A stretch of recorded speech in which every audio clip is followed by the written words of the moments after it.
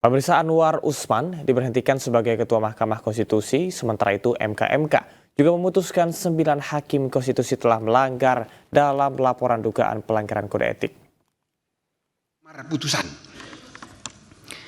mengingat Undang-Undang Nomor 24 Tahun 2003 tentang Mahkamah Konstitusi yang telah diubah terakhir dengan Undang-Undang Nomor 7 Tahun 2020 tentang perubahan ketiga atas Undang-Undang Nomor 24 Tahun 2003 tentang Mahkamah Konstitusi dan Peraturan Mahkamah Konstitusi Nomor 1 Tahun 2023 tentang Majelis Kehormatan Mahkamah Konstitusi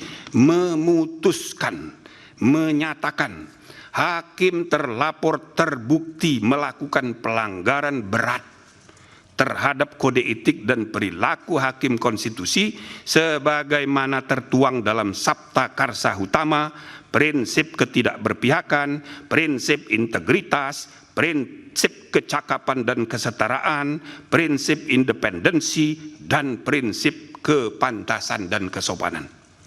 2. Menjatuhkan sanksi pemberhentian dari jabatan Ketua Mahkamah Konstitusi kepada hakim terlapor.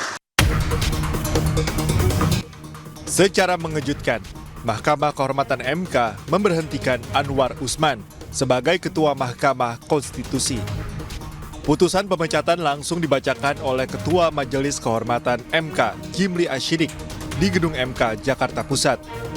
Anwar terbukti melakukan pelanggaran berat terhadap kode etik atas uji materi perkara tentang uji materi batas usia Capres-Cawapres.